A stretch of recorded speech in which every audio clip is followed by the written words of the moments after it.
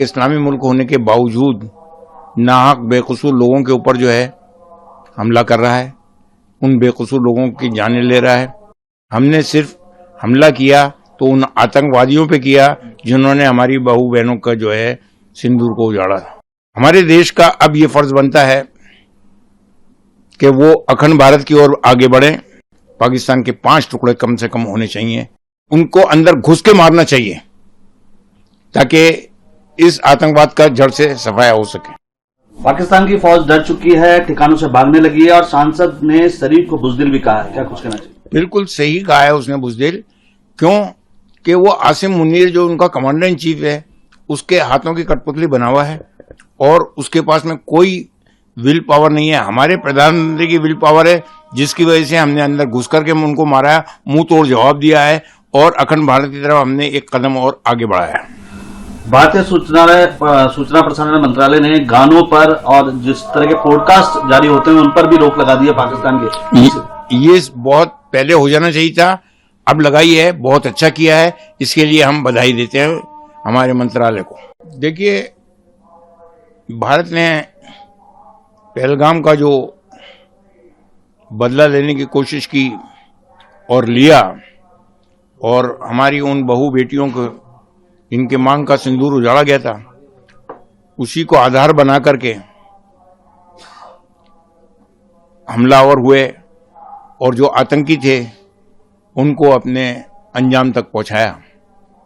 दोनों मुल्कों के अंदर फर्क ये है कि वो एक इस्लामी मुल्क होने के बावजूद नाहक बेकसूर लोगों के ऊपर जो है हमला कर रहा है, उन बेकसूर लोगों की जानें ले रहा है और हम एक जिम्मेदार कंट्री होने के नाते हमने सिर्फ हमला किया तो उन आतंकवादियों पे किया जिन्होंने हमारी बहू बहनों का जो है सिंदूर को उजाड़ा। भारतीय सेना मुंह तोड़ जवाब दे रही है, लाहौर कराची तक हमला किया है, आपका क्या कहना है? देखिए, जहां तक अखंड भारत का सवाल है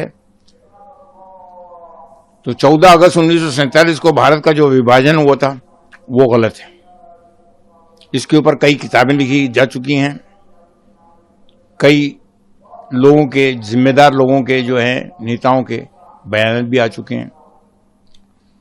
हमारे देश का अब ये फर्ज बनता है कि वो अखंड भारत की ओर आगे बढ़े और लाहौर, इस्लामाबाद, कराची उनके ऊपर कब्जा करके पाकिस्तान के 5 टुकड़े कम से कम होने चाहिए, वो करें। पूरी दुनिया भारत के साथ आतंकवाद के खिलाफ खड़ी है, आपका क्या कहना है? देखिए, भारत के साथ इसलिए खड़ी है कि हमारे देश का नेतृत्व जो है ऐसे विदेश मंत्री के हाथ में है कि जिन्होंने अदर कंट्रीज के विदेश मंत्रियों से, प्रेसिडेंटों से राब्ता कायम करके वस्तुस्थिति से उनको अवगत कराया और इसके साथ साथ हमारे जो एनएसए के जो चीफ हैं श्री अजीत डोभाल साहब, उनका नेतृत्व जो है वो भी इसके अंदर काम आ रहा है। तो इसी वजह से, यही वजह है कि तमाम विदेशों के जो नायक हैं, विदेश मंत्री हैं, प्रेसिडेंट्स हैं, प्राइम मिनिस्टर्स हैं, वो भारत के पीछे आके खड़े हो गए हैं इस आतंकवाद के खिलाफ। क्या भारत को अब आतंकवाद के खिलाफ निर्णायक जंग लड़नी चाहिए? बिल्कुल लड़नी चाहिए निर्णायक जंग, और उनको अंदर घुस के मारना चाहिए ताकि इस आतंकवाद का जड़ से सफाया हो सके। भारत की जनता से क्या अपील करना चाहिए? भारत की जनता जो से अपील ये है कि वो इस मौके के ऊपर हमारे फौजियों के साथ में रहें, कंधे से कंधा मिला करके उनका साथ दें और देश की जो सरकार है उसका साथ दें और उसके हाँ में हाँ मिलाते हुए अपने बयानात को जो है रखें और कोई ऐसी बात पैदा ना करें जिससे वस्तुस्थिति बिगड़े। भारत ने 4 बार पाक को रोधा है, टुकड़े भी किए हैं, फिर भी नहीं सुधर रहा पाकिस्तान। अब अगर 5 टुकड़े हो जाते हैं तो वो अपने आप सुधर जाएगा। उसकी फौजियों को भी अकल आ जाएगी कि हमने हराम का कितना खाया है और हलाल का कितना खाएंगे। 2 महिला कमांडर व्योमिका सिंह और कर्नल सूफिया कुरैशी, कमान उनके हाथों में है। ये नारी शक्ति का जो है एक उदाहरण है देशवासियों के सामने कि उन्होंने विदेश में जाकर अंदर घुस करके उनको मारा है, तमाम आतंकवादियों को, और उन मां बहनों के सिंदूर जिनका उजाड़ा था, उनको सच्ची श्रद्धांजलि अर्पित की है उन आतंकवादियों को मार करके। पाकिस्तान द्वारा दागी गई हर मिसाइल को बेअसर किया है भारत ने। आगे भी वो बेअसर करता रहेगा। उनके पास है क्या?